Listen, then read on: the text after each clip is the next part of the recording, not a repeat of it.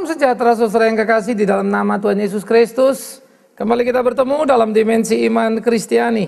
Selalu menyenangkan untuk belajar kebenaran, menggali dan memahami dalam kejujuran, mendapatkan kesukaan, dan boleh dibangunkan. Ayo kita belajar kebenaran sekalipun seringkali tidak menyenangkan. Namun jangan lupa kebenaran itu menyelamatkan. Saudara-saudara, itu semangat dimensi iman Kristiani. Terus belajar dan terus belajar. Saya tidak lebih baik dari Anda.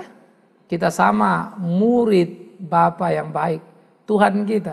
Kita sama-sama belajar untuk bertumbuh, untuk makin mengerti kebenaran. Saya mengajak kita mencintai Alkitab lebih dari apapun dan menaklukkan diri kita ke dalam kehendak Allah yang hidup itu.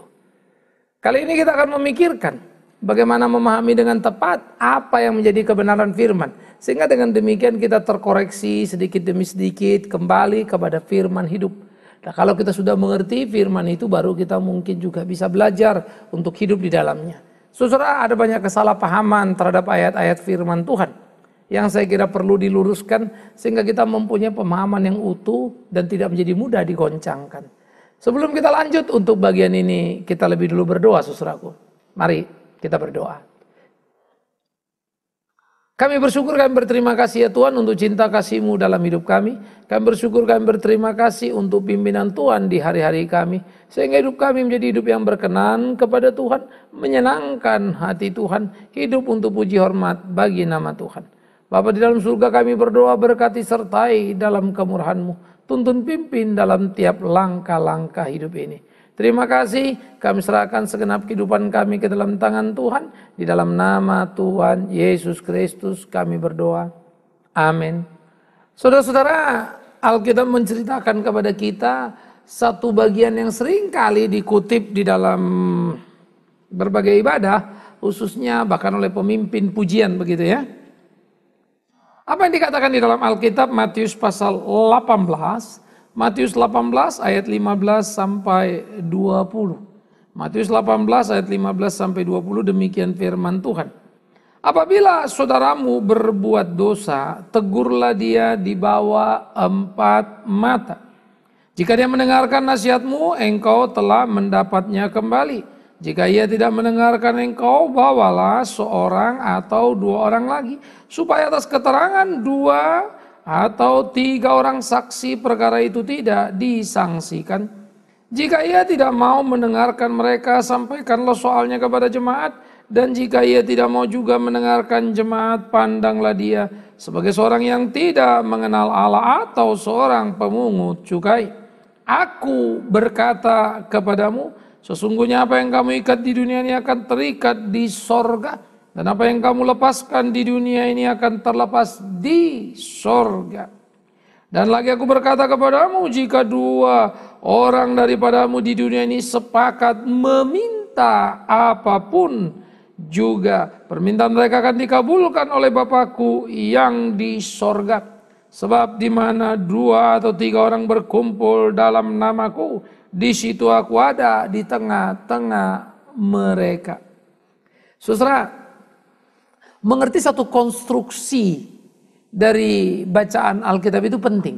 Karena tidak ada si penulis menulis Alkitab tanpa meaning, kan begitu ya. Dan juga tidak ada penulis Alkitab menulis tanpa tujuan. Mau apa yang diharapkan dari pembacanya untuk ngerti apa. Maka pada waktu kita melihat di dalam bagian ini, kita menemukan pemahaman kebenaran yang diajarkan oleh Alkitab dalam kitab Matius. Dengan jelas dikatakan perikop ini dengan tepat membuat 15 sampai 20 sebagai sebuah perikop. Aslinya Alkitab adalah tidak ada pasal, tidak ada ayat-ayat, otomatis tidak ada judul perikop. Karena dia merupakan surat gulungan. Itu sebab membaca Alkitab tidak bisa secomot, mesti dibaca semuanya, namanya surat gulungan, satu gulungan, kan begitu. Nah, pasal diberi, ayat diberi, perikop diberi untuk mempermudah. Karena itu beberapa versi Alkitab bisa punya judul perikop beda-beda. Tapi sejatinya memang nggak ada perikop judulnya, nggak ada ayatnya, nggak ada pasalnya. Ya, jadi variabel itu sederhana. Nah, itu sebab saya katakan ketika LAI memberikan judul pasal 18, 15 sampai 20 tentang menasihati sama saudara, itu betul tepat sekali. Nah, apa yang diatur di dalam Alkitab ini dikatakan begini, kalau ada satu orang saudara berbuat dosa, tegur dia di bawah 4 mata. Kalau dia mendengarkan nasihatmu, kau sudah dapatkan dia. Manis sekali. Jadi saudara-saudara, gereja ternyata mengatur sedemikian rupa, Alkitab mengatur sedemikian rupa, kalau ada orang yang salah bukan dibiarkan. Panggil, tegur, 4 mata dulu. Ini bukan soal menghakimi, nanti kita akan belajar ya kan, selalu dikatakan jangan menghakimi. Apa betul Alkitab bilang begitu? Ya, tapi nanti itu. Kita concern dulu di sini, maka kita bisa melihat apa yang dikatakan oleh Alkitab kepada kita menjadi menarik kalau kita pikirkan. Bahwa satu orang salah dipanggil lalu dibicarakan apa yang menjadi kesalahannya. 4 mata menjadi sebuah diskusi penting. Kalau kemudian kesalahan yang dikasih tahu dan orang itu menyadari kesalahannya dan berkata, aku salah dan aku tidak akan mengulanginya, engkau sudah mendapatkan dia kembali. Karena pengakuannya adalah kejujuran yang penting. Begitu maksudnya. Nah, jadi saudara-saudara yang dikasih oleh Tuhan Yesus Kristus, camkan itu, pikirkan itu. Oleh karena itu, apa yang ada di dalam kehidupan, apa yang ada di dalam hari-hari kita, apa yang ada dalam pergumulan kehidupan kita, kita akan menemukan kebenaran yang utuh. Kita akan menemukan intisari dari hidup sebagai orang percaya itu. Jadi adalah bagaimana kita belajar memberikan hidup kita, memberikan diri kita untuk dikoreksi. Sebaliknya, kalau kita orang yang diberi kesempatan melihat seorang salah, tegurlah. Tegur, bukan diamkan. Kalau kau mengasihinya, menegurnya. Kalau membiarkan, itu bukan mengasihi. Itu urusan dia dengan Tuhan, itu penjahat itu. Betul, urusan dia dengan Tuhan, apa yang harus dilakoninya dengan Tuhan. Tapi kau juga punya urusan karena kau mengetahui kesalahan. Maka sampaikanlah. Jadi jangan basa-basi, kecuali dia nggak mau. Itu kan lain cerita. Tapi apa yang menjadi kewajiban kita, kita lakoni. Nah, di dalam struktur gereja orang salah itu ditegur. Tapi kemudian orang ini tidak mengaku dan berkata, tidak, itu fitnah.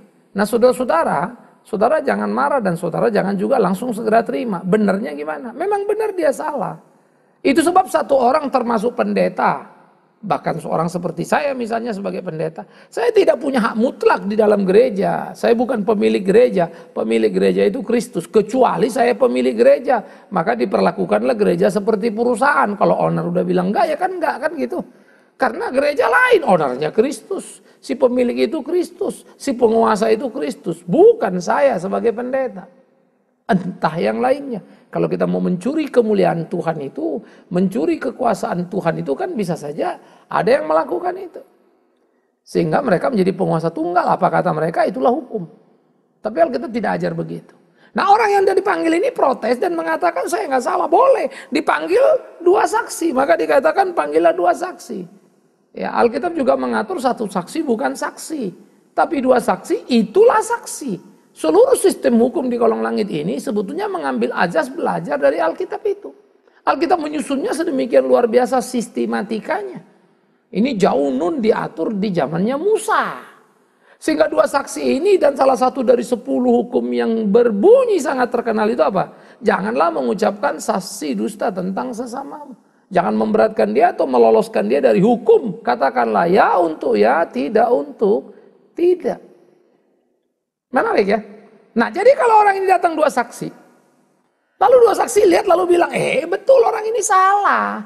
Aku saksinya. Satu lagi bilang betul, aku juga bilang salah. Aku saksinya. Maka 2 orang menjadi cukup untuk menetapkan orang itu salah. Orang itu mesti bisa terima. Orang itu mesti bisa memahaminya. Dan dia tidak bisa mempertahankan diri berkata tidak karena sudah ada 2 saksinya. Tetapi kalau memang kemudian masih dia ngotot gimana? Padahal sudah ada 2 saksi. Dia tetap bilang tidak. Mau apa dong? Kan begitu ya. Jangan berhenti. Gereja tidak di situ. Maka 2 saksi tadi sudah cukup. Orang itu membantah, orang itu ngotot, boleh saja. Jadi kau tidak terima kau salah, tidak terima kau yang mengambil barang, misalnya itu kasusnya ya. Nggak terima, oke bawa. Maka dibawalah persoalannya ke jemaat. Itu dikatakan bawalah dia ke dalam jemaat. Kalau dia tidak mau mendengarkanmu, ya Kemudian bawalah dia kepada jemaat, sampaikan persoalannya, diumumkanlah ke jemaat. Jemaat, ada persoalan begini-begini. Saya sebagai pendeta sudah ngomong, dia bilang tidak. 2 saksi sudah bicara, dia bilang juga tidak dan dia bantah. Maka dilemparkan kepada jemaat, bagaimana apa yang diketahui oleh jemaat? Ternyata jemaat pada bilang, betul itu, memang dia begitu. Banyak yang tahu dia salah. Maka jemaat sepakat dia salah. Ya. Nah, jemaat ini kalau dalam sistem pengadilan di Amerika namanya juri. Ya, ini juri. Juri ini ngomong nih, guilty or not guilty, kan begitu kan? Juri ini paling kuat. Jemaat, mereka kan bukan petinggi gereja, mereka bukan pengurus gereja, mereka jemaat. Yang mau bicara dengan apa yang ada, yang mereka ketahui, mereka bebas dari intrik, itu maksudnya. Itu sistem juri dan nilainya. Nah kemudian jemaat ini bicara, saudara, lalu mereka bilang betul dia salah. Jemaat kan bukan 1, banyak jemaat, bukan 2, lebih. Maka ngomonglah jemaat ini, sepakatlah semua memang orang ini salah kok. Nah orang ini masih ngotot lagi. 1 sudah bilang salah, dia nggak terima. 2 saksi sudah dia tolak. Jemaat dia tolak juga. Maka dia katakan apa? Kalau orang itu masih menolak, berarti dia keras kepala. Dia orang salah yang tidak mau mengakui salahnya. Kenalilah dia sebagai orang berdosa dan kucilkan dia dari gereja. Keluarkan dia. Saudara-saudara, kedengarannya kan sengit ya. Wah, nggak ada kasih. Kasih adalah menegur yang salah, menegakkan kebenaran. Justru kalau yang salah tidak ditegur, kebenaran tidak ditegakkan. Itu yang nggak ada kasih. Membiarkan orang jumpalitan melakukan kesalahan, ketidakjujuran. Itu yang nggak ada kasih. Mengikuti yang salah, mengaminkan yang salah, terlibat yang salah. Itu yang nggak ada kasih. Camkan itu. Camkan itu dan sekali lagi camkan itu. Itulah yang mestinya kita perhatikan. Kesalahan seperti begitulah yang mestinya tidak boleh ada dalam kehidupan kita. Nah oleh karena itu saudara-saudaraku, orang ini menjadi salah. Nah inilah yang dikatakan oleh Alkitab, bahwa kesalahan orang itu menjadi legal kesalahan karena sudah melalui prosedur tadi. Ada 1 orang, 2 saksi. Itu sudah cukup sebetulnya. Saking bebalnya dia sampai kepada jemaat. Nah kalau dalam sistem pengadilan, itu namanya pengadilan apa? Pengadilan negeri dulu kan? Nah, itu 1 tadi orang ketemu itu. Nggak mau. Nggak terima, banding, pengadilan tinggi kan, nggak terima, kasasi, yaitu jemaat tadi itu, nah itu Mahkamah Agung. Jadi kalau kita ngeliat secara urutan, sementara dalam lokal persidangan, ya kan, ada yang menjadi hakim yang memutuskan dia salah atau enggak, ada penggugatnya, tetapi kemudian ada pembela yang membela dia dengan segala argumentasinya, ada jurinya. Nah juri itu adalah jemaat itu, untuk mengatakan dia salah apa tidak salah. Nah, kalau kita nonton sering guilty or not guilty, itu sistem pengadilan di Amerika. Ya, tetapi semangatnya, spiritnya kita harus ngerti dulu. Alkitab sudah cerita. Ini sejak zaman Musa ini. Apa yang dikatakan Yesus tentang peraturan itu. Nah, di tengah situasi itu, berdasarkan situasi itulah kemudian dikatakan apa yang sering kita kenal itu. Karena apa? Aku berkata kepadamu, kalau 2 orang meminta sepakat untuk apapun, ya permintaan mereka akan dikabulkan Bapakku yang di sorga. Karena di mana 2-3 orang berkumpul, Tuhan ada di situ. Nah ini hati-hati. Sepakat meminta artinya begini. Kan ada 1 orang yang lihat dia salah, ada 2 saksi. Mereka sepakat bilang orang ini salah. Tuhan mendengar itu, gitu maksudnya. Tapi ini bukan soal doa. Ya, ada orang bilang, wah 2 orang sepakat itu hebat loh, 2 suami istri itu kalau sepakat bagus. Emangnya kalau suaminya benar, enggak ikut istrinya doa, jadi enggak bagus doanya? Doa orang benar, besar kuasanya, mau 1, mau 2, mau 3, mau 5 itu, enggak ada urusan. Kalau doa menjadi kuat berdasarkan jumlah, kacau lah kita ini. Iya dong. Padahal doa berkaitan dengan sikap iman, sikap hidup benar apa tidak benar. Doa orang benar besar kuasanya, bukan doa orang 2. Ayatnya nggak ada begitu. Yang di sini disebut sepakat dan kau minta kepada Bapakku menjadi tetap dalam konteks bukan soal doa, tapi dalam konteks pengadilan itu. 1 orang bicara, 2 saksi itu sepakat bilang dia salah, kekuatannya sah. Perhatikan, kekuatannya sah. Itu legal itu. Sepakat artinya bukan saksi dusta kan begitu. Sepakat artinya sejalan juga dengan Allah. Sepakat, sepaham dengan Allah. Kebenaran itu maksudnya. Sehingga orang ini dikatakan permintaan mereka itu akan dikabulkan Bapakku yang di surga. Guilty, guilty. Salah, salah. Itu loh. Jadi ini bukan soal doa. Apalagi menghubungkan doa suami istri orang yang sepakat. Enggak, saudara-saudaraku. Janganlah membuat doa itu dipenuhi dengan syarat-syarat yang Alkitab juga tidak ajarkan. Kalau soal doa, doa orang benar besar kuasanya. Entah 1, entah 2, entah 3, entah 5, entah 100 itu nomor 5 itu. Tapi orang benar, itu yang jadi ukuran. Soal sepakat di konteks Matius adalah dalam konteks pengadilan itu. Nah, maka dipertegaskanlah kesepakatan itu. Dikatakan kan tadi kan sebab apa dan lagi aku berkata kepadamu jika 2 orang daripadamu di dunia sepakat meminta apapun permintaan itu dikabulkan Bapakku. Karena, nah ini menarik, di mana 2-3 orang berkumpul dalam nama aku hadir. Yaitu kasus tadi 2-3 orang itu tadi, 1 orang dan 2 saksi itu, ya. Maka 2 saksi yang sepakat tadi mengatakan itu sudah legal. Karena 2-3 orang dari 2 dari 3 tadi itu yang dikatakan itu artinya bercerita kepada kumpulan mereka. Baik 2 itu adalah 2 pihak, baik saksi dan penuntut. Sama mereka hadir ngomong, Tuhan ada di situ. Maka karena Tuhan ada di situ, di proses sidang itu, Tuhan ada juga di keputusan itu. Menyertai keputusan itu. Karena itu, jangan main-main dengan pengadilan yang dijalankan atas nama Tuhan itu. Itu loh. Tapi ini tidak ada kaitannya 2-3 orang berkumpul dengan Tuhan hadir di perkumpulan kita. Karena itu mungkin banyak sekali tanpa sadar pemimpin pujian begitu ya. Saya bersyukur saya melayani di beberapa gereja dan saya kasih tahu kalau masalah enggak gitu. Wah, mereka belajar dan kemudian saya senang kalau dengar dia enggak ucapin lagi begitu. Tapi saya masih sering juga dengar lagi saudaraku. Oh saudara-saudara puji Tuhan, Alkitab berkata di mana 2-3 orang berkutu, Tuhan ada. Pertanyaan saya kan gampang. Kalau 2-3 orang berkumpul baru Tuhan ada di persekutuan itulah kalau 1 orang. Apa Tuhan gak ada di persekutuan? Artinya misalnya ruang kosong ini MC datang duluan begitu kan? Atau pemain musik entah siapalah itu datang sendirian duluan. Masuk dia ke ruangan, celakalah dia di situ. Karena setan semua di situ, belum ada Tuhan. Kalau nggak ada Tuhan ya setan lah yang ada kan?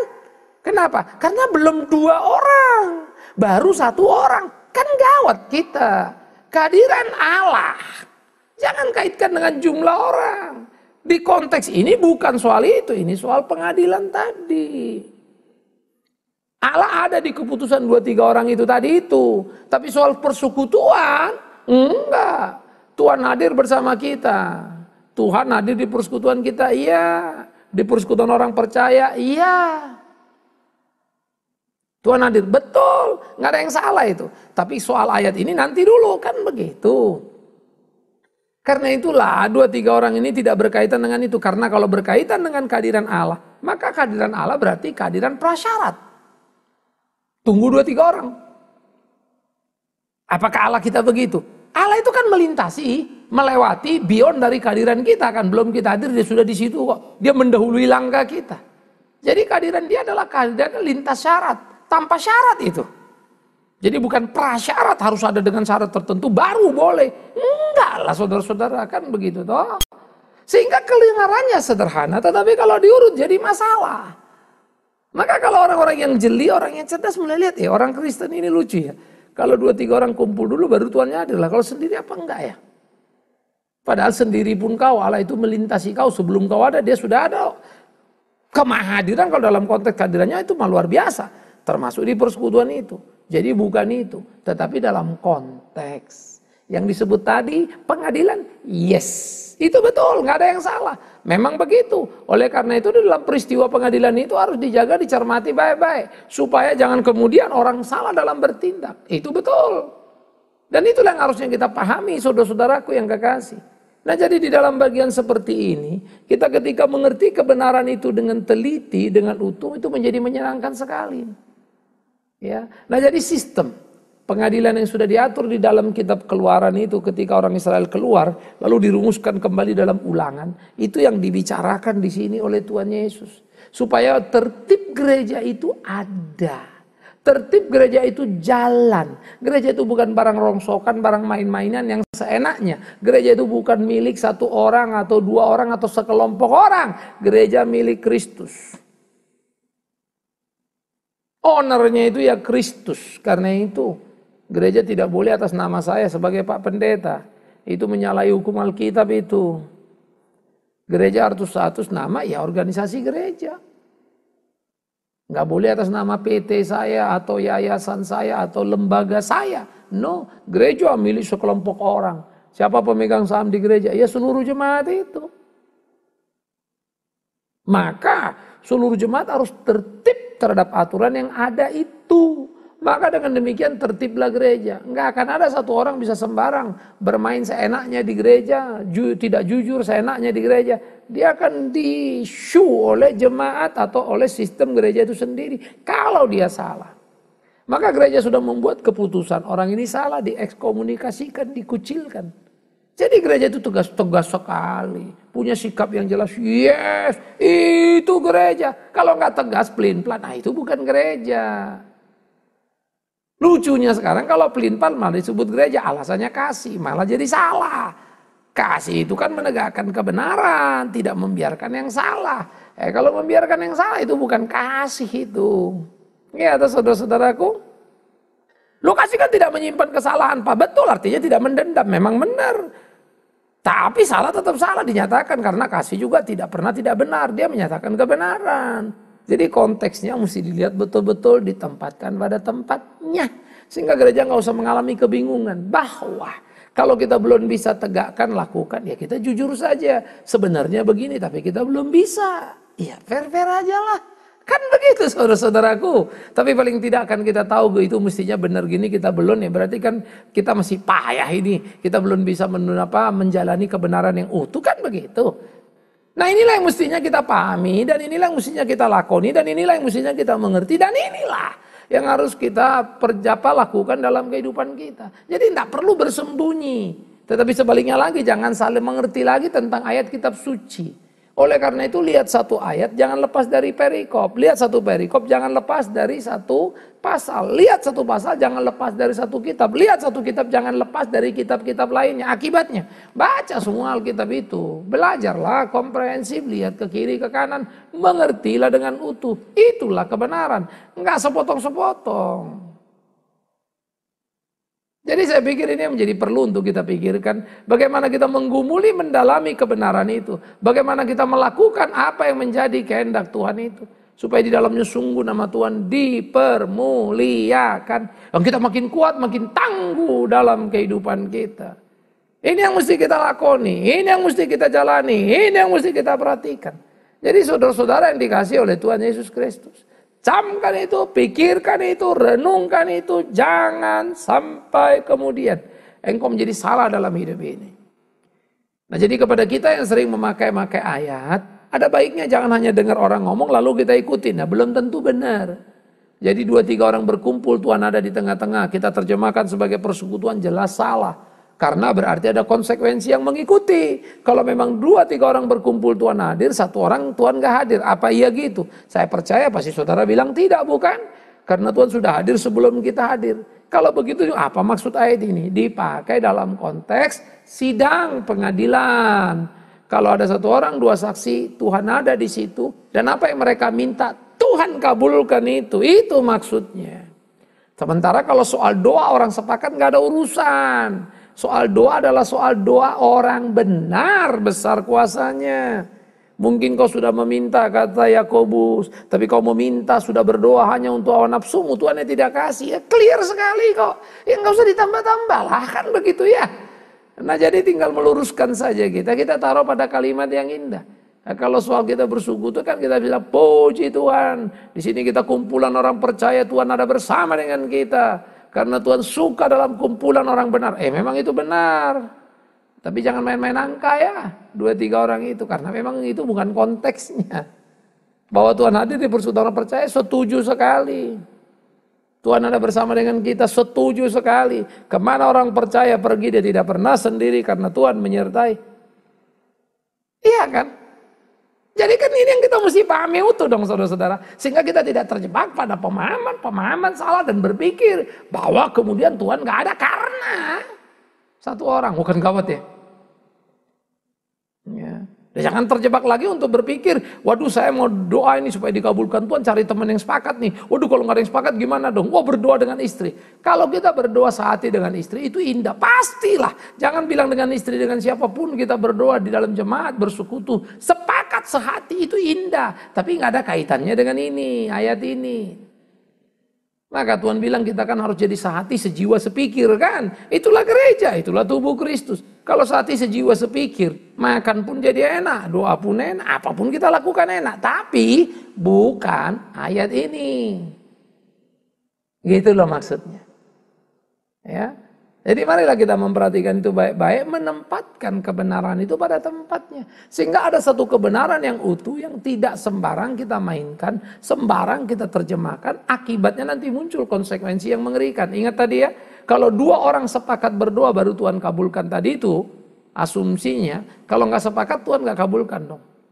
Karena sendiri sih, padahal kita bilang dua orang benar besar kuasanya. Dan itu satu pun Tuhan dengar asal orang benar. Cukup satu Elia untuk bilang hujan turun. Kan begitu kan kata Yakobus, jelas banget ya. Jadi bukan soal 2, 3, 4 atau 5 sepakat atau tidak sepakat. Soal benar apa tidak, itu doa. Sementara soal kehadiran Allah tadi kalau 2, 3 orang Tuhan hadir, 1 orang gak hadir. Kan gawat. Nah sekarang tinggal pertanyaan, berapa lama kita memakai ayat itu? Berapa lama kita salah di situ? Dan di Indonesia kita gak pernah perhatiin itu bukan? Nah muncul pertanyaan sekarang begini. Loh terus ini gimana dong? Saya sih bukan Tuhan yang mau menghakimi orang. Karena saya tidak punya wilayah untuk hal itu. Tapi karena saya tahu itu salah, saya kasih tahu itu salah. Ya kalau sudah salah berhenti dong. Jangan diterusin lagi, kan itu yang jadi penting. Dikoreksi dong. Jangan diteruskan lagi. Supaya orang tidak salah paham bahwa kehadiran kita, Tuhan kita itu kehadiran prasyarat. Tetapi sebaliknya juga kita belajar. Kenapa ya? Saya udah lama jadi liturgis. Atau kadang-kadang mungkin saya jadi pengkhotbah. Tapi kok soal ayat ini salah? Maka saya akan berkata, kita selalu anggap remeh sih pada Alkitab. Tidak mau perhatiin semua. Kalau mau khotbah baca dulu semua, ngerti dulu semua, baru ngomong dah. Supaya gak kepleset. Saya sendiri pun berapa kali bikin salah kok. Jadi saya kadang makin hari ya makin kemari makin disiplin diri. Baca dulu semua apa, latar belakangnya apa sih, tujuannya apa sih, oh ya oke. Jadi saya nggak akan bisa lari. Tuhan supaya tolong saya dengan kebenaran firman itu sendiri. Itu kan tinggal dibaca. Ada pola, ada aturan mainnya. Jadi jelas bukan ngambang, bukan meraba-raba. Itulah Alkitab. Alangkah indahnya. Oleh karena itu saudaraku yang kekasih, ayo kita tegakkan kebenaran yang utuh. Seperti apa yang Tuhan mau dan tidak salah paham dalam hidup ini. Pahami tiap ayat, tiap perikop dengan tepat, dengan jeli. Biar Tuhan dimuliakan dan hidup kita diberkati. Tuhan menolong saudara untuk menjadi orang Kristen yang kritis. Tuhan menolong kita berdoa. Terima kasih Tuhan, jadikan kami orang-orang Kristen yang sungguh meneliti kebenaran. Tidak pernah berhenti dan mengalami kejenuhan, tetapi terus bergerak maju untuk kemuliaan nama Tuhan. Sehingga kami makin mengerti dan mencintai firman itu lebih dari apapun. Dalam nama Tuhan Yesus Kristus kami berdoa. Amin. Saudara-saudara, senang bertemu dengan saudara di Dimensi Iman Kristiani. Terus doakan pelayanan kita, support, dukung.